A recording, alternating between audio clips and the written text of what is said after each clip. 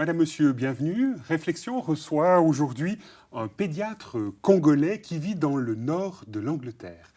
Rémi Toko, bienvenue sur ce plateau. Merci. Vous êtes vous-même congolais, vous vivez en Angleterre et vous êtes l'objet d'une des histoires que renferme ce livre qui vient de sortir et qui s'intitule « Parole aux pauvres ». Alors, qu'est-ce que ça vous fait d'avoir votre histoire, en tout cas une bribe de votre histoire personnelle racontée dans un tel livre? Ah oui, ce livre est une première et quand j'ai appris que ce livre était en train d'être rédigé, ça m'a beaucoup intéressé d'abord. Et comme le titre du livre le dit, « Parole aux pauvres », ou en d'autres termes, « Parole aux aidés du Sud ». Donc pour moi, c'était très très important que je raconte un peu l'histoire, mon expérience et dans mon pays, mais aussi en rapport avec l'aide qui est venue du Nord, comment ça a affecté ma vie, et je dirais d'une façon très positive. Alors là, donc, pour moi, c'était une grande joie, bien sûr, de raconter un peu mon histoire et de la partager avec tout le monde. Rémi Toko, je vous propose de voir maintenant quelques images avec Jean-Daniel André, l'instigateur du livre « Parole aux pauvres ». Il est par ailleurs le coordinateur de Stop Pauvreté 2015, une campagne de lutte contre la pauvreté qui accourt actuellement en Suisse. Et Jean-Daniel André nous dit d'abord ce qui l'a poussé à réaliser ce livre « Parole aux pauvres ». Tout d'abord parce que j'ai vraiment à cœur de pouvoir parler des personnes exclues et des pauvres que j'ai souvent rencontrés et dont on ne raconte jamais les histoires. Et ces pauvres-là, c'est des personnes qui ont fait vraiment quelque chose de l'aide qui leur a été apportée par les 24 organisations qui sont présentes dans ce livre. Et là, c'est l'occasion aujourd'hui, dans un contexte donné, de dire autre chose par rapport à l'aide qui est apportée dans les pays du Sud. Oui, alors ça c'est clair que c'est aussi une manière de revaloriser l'aide qui est fournie et pas toujours se gargariser des détournements ou des attitudes de certains gouvernements, mais plutôt de revenir et d'être centré sur les personnes aidées et de voir qu'elles mettent en valeur ce qu'on leur donne. Vous êtes vous-même coordinateur de Stop Pauvreté 2015. Qu'est-ce que ce livre apporte dans ce contexte-là? Alors, je pense que ça donne vraiment du sens à cette campagne de Stop Pauvreté. On voit concrètement des histoires, des personnes qui parlent.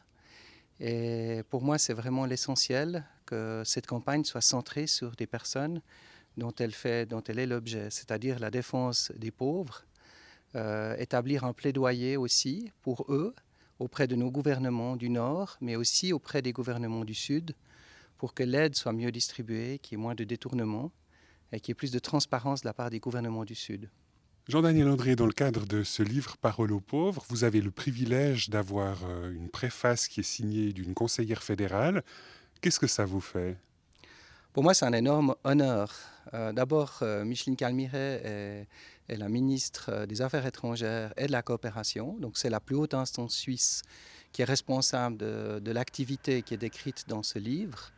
Et c'est comme une sorte d'authentification aussi du travail des 24 organisations qui font l'objet de ce livre, qui sont intervenues dans ce livre. Et pour moi, c'est une magnifique accréditation. Rémi Toko, qu'est-ce que ça vous fait qu'on vous donne la parole pour parler de la manière dont vous-même, vous avez vécu cette aide qui vous a été apportée en tant que personne ressortissant du Sud? Comme Jean-Daniel André venait de le dire, souvent dans le monde médiatisé d'aujourd'hui, les histoires des échecs sont amplifiées. Ça traverse le monde très facilement et très vite, ça se propage. Mais le succès n'est pas aussi bien médiatisé. Et puis, certaines personnes du Nord pensent que l'aide envoyée au Sud se dissout complètement. Ça peut être avec les gouvernements corrompus, etc., etc. Mais alors là, en donnant la parole aux aidés du Sud, il y a une possibilité nouvelle que les gens puissent voir que l'aide qui est envoyée au Sud ne se dissout pas. Ça atteint quand même des personnes. Et c'était une façon aussi de mettre quand même de la face ou des faces à l'aide envoyée. Et moi, j'ai trouvé ça très, très extraordinaire et très Le génial. fait finalement de donner un visage véritablement à l'aide qui est apportée. Mais vous n'avez pas l'impression parfois que la démarche est un peu paternaliste? Euh, Pas du tout, pas du tout. Bien sûr, l'idée est venue d'une personne du Nord, mais là, il y a eu plutôt un cadre dans lequel on a donné la parole aux gens du Sud. On n'a pas imposé cette parole, on a simplement demandé aux gens du Sud, aux aînés du Sud, de s'exprimer, de raconter leurs histoires. Et les 27 histoires dans le livre sont extraordinaires. Et pour moi, je trouve pas ça tout à fait paternalistique de la part des gens du Nord. Plutôt, c'est un cadre excellent pour partager les expériences et comme vous avez dit, mettre des visages sur l'aide qui est envoyée au Sud. Alors, c'est une journaliste qui a rédigé chacune de ces 27 histoires que renferme Parole aux pauvres. Elle s'appelle Gabrielle de Sarzan. Et cette journaliste nous dit maintenant comment elle s'y est prise. Alors j'ai pris contact avec les différents partenaires du projet et puis ce sont eux qui m'ont mis en contact avec les premiers bénéficiaires. Nous avons eu divers moyens pour entrer en contact, le courrier électronique, le chat, le téléphone. Et chaque fois, ils m'ont donné par exemple les premiers éléments pour raconter leurs histoires. Et puis je suis revenue au filet, si je puis dire, et puis j'ai demandé des compléments d'information. Il y a eu tout un échange en fait pour chaque histoire. Et vous avez dû aussi essayer de mettre chacune de ces histoires dans son contexte. Oui, alors ça demandait tout un travail d'information de ma part, c'est-à-dire que j'ai dû à chaque fois situer l'histoire dans son contexte effectivement politique et socio-économique. Quelle est l'histoire qui vous a le plus touché? Plusieurs histoires évidemment m'ont touchée, toutes quelque part, mais peut-être que celle de Yasmine, une jeune Bangladaise de 14 ans, m'a bouleversée. C'est une jeune fille à l'âge de 6 ans qui a été brûlée au cou et au torse. Elle a été brûlée en fait par une lampe à pétrole qui était posée à terre et ses habits ont pris feu alors qu'elle faisait la cuisine. Et pendant de nombreuses années, elle n'a pas pu lever la tête. Elle avait le menton collé sur la poitrine. Et elle a dû attendre plusieurs années jusqu'à pouvoir être opérée. Et grâce à cette opération, donc, elle a pu relever la tête. Et je trouvais que c'était un symbole magnifique. Et de l'entendre parler sur ce qui a fait sa vie, alors que maintenant elle peut lever la tête et reprendre une vie de jeune fille normale, c'était quelque chose de magnifique. Rémi Toko, vous avez vécu plusieurs années vous-même à l'hôpital de Nyankoundé, dans l'est de la République démocratique du Congo. En quoi votre action là-bas, dans le cadre de cet hôpital, a contribué au développement de votre région? L'hôpital appelé Centre médical évangélique de Nyankoundé, au nord-est du Congo, était l'hôpital général de référence de la zone de santé de Nyankoundé, comme on l'appelait à l'époque. Et c'est un hôpital qui a été fondé autour de 1965-66 par un effort des communautés évangéliques qui ont concentré des spécialistes dans cet hôpital où on envoyait des malades avec des problèmes un peu plus compliqués. Donc cet hôpital soignait des malades qui venaient de partout, des petits hôpitaux, et un rayon d'environ 500 km. Et là, dans cet hôpital, nous soignons avec compassion. Et c'est un hôpital chrétien, bien sûr.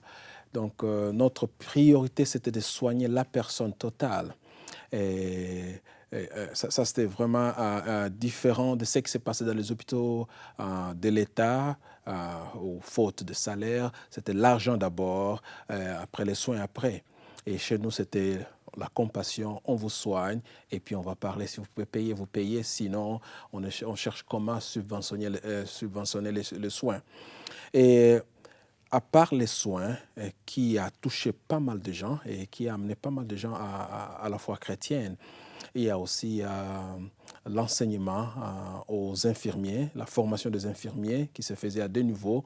Une école de 4 ans appelée Institut d'enseignement médical, où moi, personnellement, j'ai enseigné les infirmiers auxiliaires, et donc qui après leur formation, allaient travailler, la majorité, dans des églises, ou les dispensaires des églises, ou les hôpitaux des églises, et dans toute la région, au nord-est du Congo, même plus loin.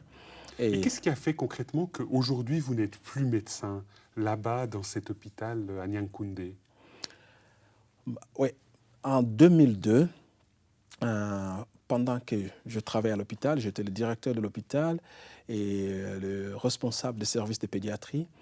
En septembre de cette année-là, malheureusement, il y a eu une attaque par un groupe d'une milice tribale et associée à un groupe de rebelles qui ont attaqué l'hôpital, qui ont tué plus d'1 millier de personnes dans l'hôpital et aux alentours de l'hôpital. Et nous étions complètement isolés du monde extérieur. Et finalement, après une semaine, nous avons réussi à obtenir l'autorisation de quitter puisqu'on ne pouvait plus fonctionner. Donc c'est ainsi que nous avons quitté l'hôpital et ça nous a amené à faire une longue marche dans la forêt vers le sud. Et vous-même, vous avez pendant de nombreuses années acquis une formation de pédiatre, vous avez développé vos capacités. Et comment est-ce que vous avez vécu le fait que tout à coup vous deviez fuir et quitter quelque part ce pourquoi vous aviez concentré tant d'énergie, travaillé au sein de cet hôpital comme pédiatre? J'avais de l'enthousiasme quand je rejoins l'hôpital en janvier 2002 après ma formation en Afrique du Sud. Et j'établissais le service de pédiatrie. Et quand cette attaque est survenue, c'était un grand choc. C'était une tragédie, en fait. Et sous mes yeux, j'ai vu l'hôpital être pillé, détruit. Donc pour moi, c'était un rêve qui s'écroulait. Et ça m'a beaucoup troublé. Et ça m'a secoué énormément. Et ça a pris du temps pour que je puisse m'en remettre. Je vous propose maintenant de voir quelques images du centre médical évangélique, de l'hôpital dans lequel vous avez vécu, dans lequel vous avez aussi exercé comme pédiatre. Et cet hôpital a été détruit en 2002, donc les images que nous allons voir maintenant sont un peu plus anciennes. Je vous invite à les regarder. Rémi Toko, vous reconnaissez un peu la région? Très bien, même la musique du fond, au fond. Oui. Là, ça... Donc c'est vraiment des images qui viennent de la région de Nyankoundé, ouais, c'est ça? Exact. C'est une région très verdoyante, somme toute. C'est une très belle région au nord-est de la République démocratique du Congo.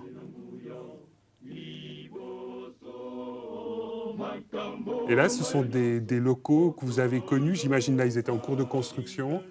Je travaille dans ces locaux et je vois là la chirurgie homme, la chirurgie femme. Et bientôt, c'est la salle d'opération. Oui, ça c'est la salle d'opération avec les soins intensifs derrière. Et on peut dater ces images. Elles datent des années 80, c'est ça? Au début des années 90. D'accord. Ouais. Et ce Ferreur, on vous voit là? Ouais, ça c'est bien moi. Je me suis...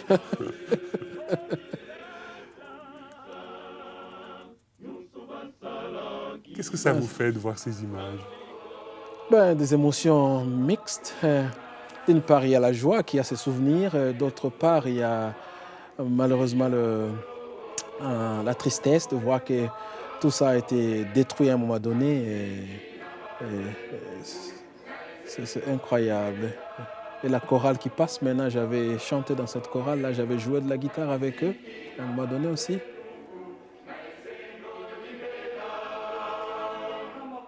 Rémi Toko, vous êtes vous-même un homme de foi, vous êtes un chrétien convaincu.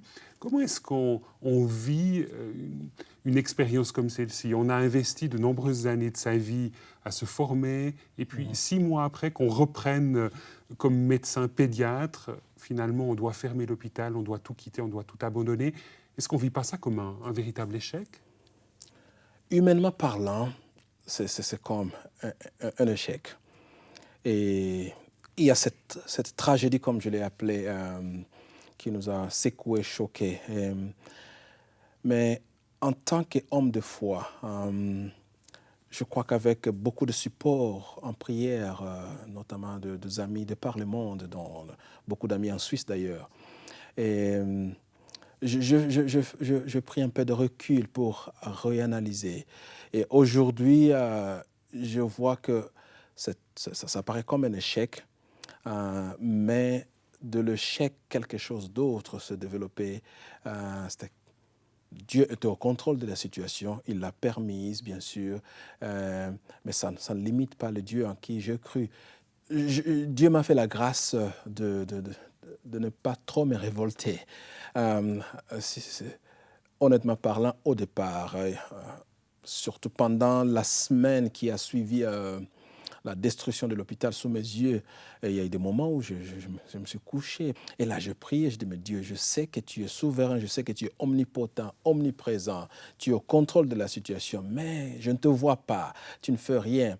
Et je me sentais complètement abandonné à ce moment-là. Et je peux l'appeler, qui avait un type de révolte, quoi. Mais par après, en regardant même dans la Bible, je me suis inspiré des histoires de la Bible pour voir qu'il y a eu certaines histoires qui apparaissent comme des échecs, comme des tragédies, mais que Dieu a utilisées plus tard autrement. Et vous auriez un exemple ? L'exemple par excellence, c'est la mort de Jésus. Jésus, fils de Dieu, il est en train d'être cloué sur une croix. Il est mort pour les disciples qui étaient présents. C'est une tragédie. Mais la tragédie s'est tournée en quelque chose de bon. Et aujourd'hui, nous avons la foi, nous avons l'évangile qui nous est arrivé et le salut par la mort de Christ. En fait, mais au moment où il mourait, pour ceux qui étaient là, ils n'avaient aucune idée que cette mort-là était importante pour le salut, non seulement de ce groupe-là, mais jusqu'à la fin du monde. Et finalement, cette mort du Christ vous a nourri pour envisager votre tragédie, votre échec, entre guillemets, d'une autre manière. Absolument.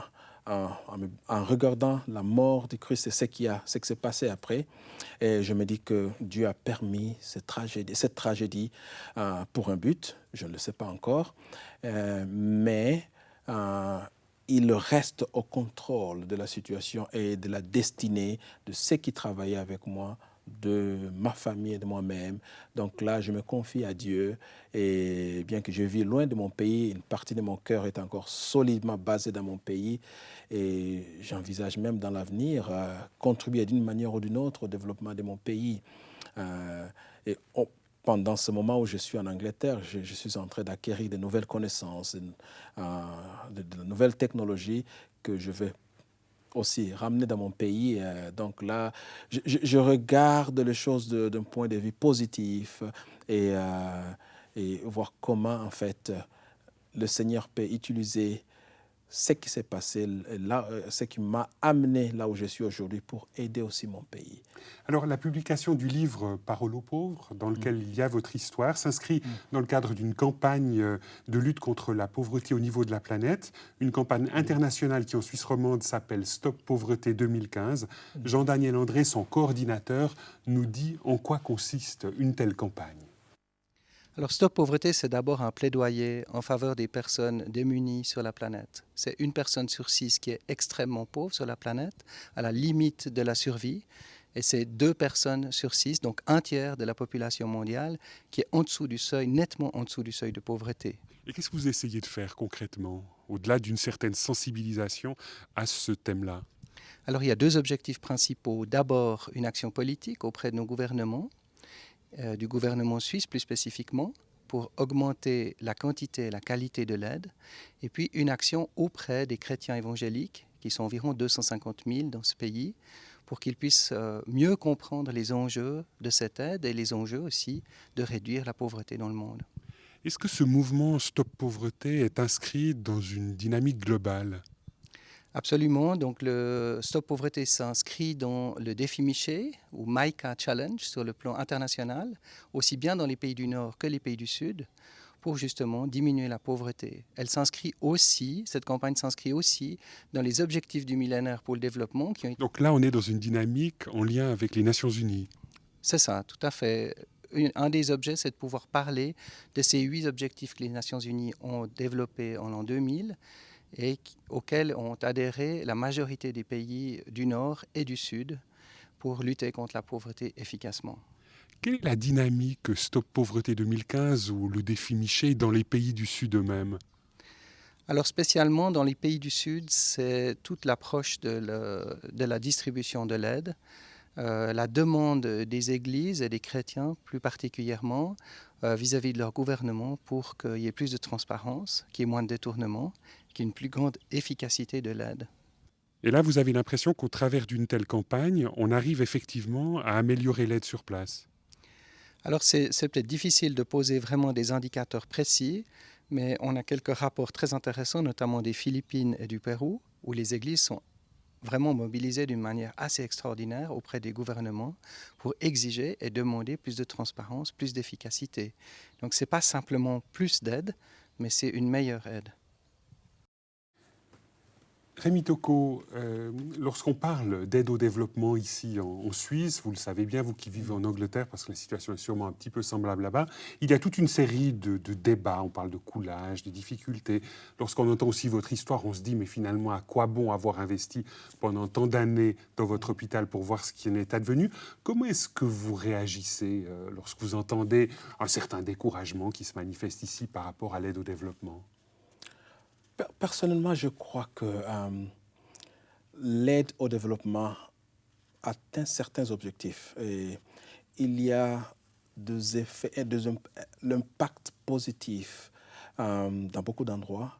Ça touche pas mal d'individus. Et malheureusement, les tragédies comme la destruction de notre hôpital est très bien connue dans le monde.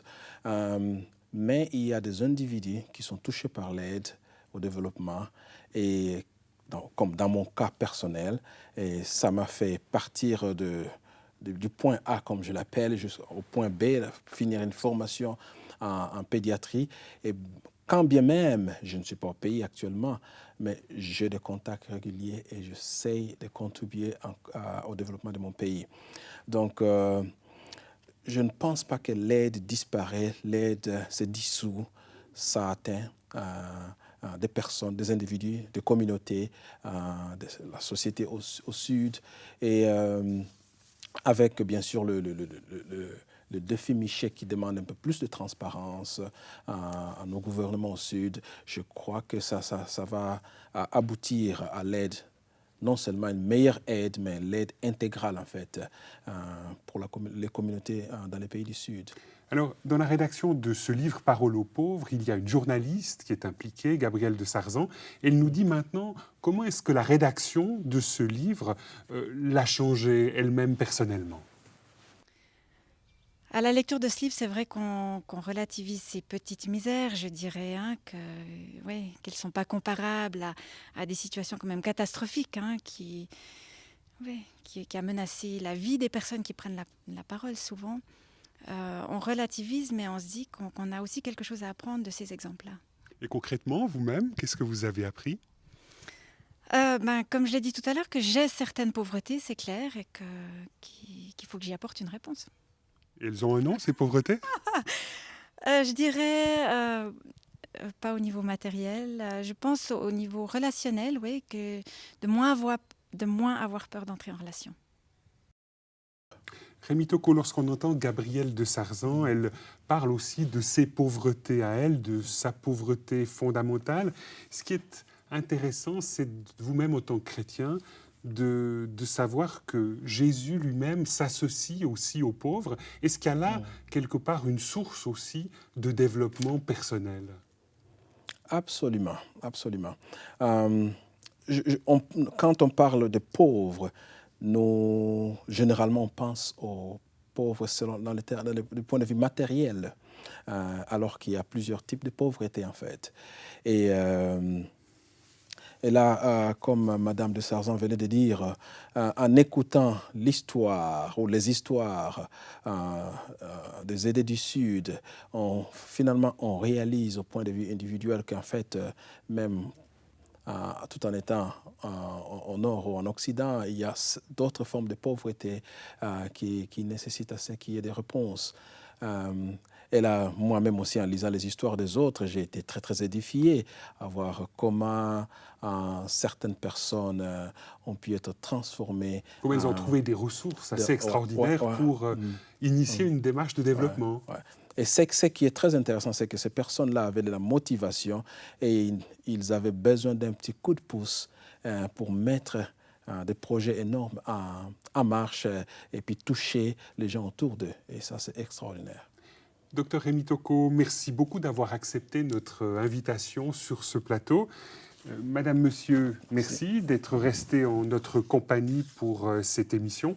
Au revoir et à bientôt.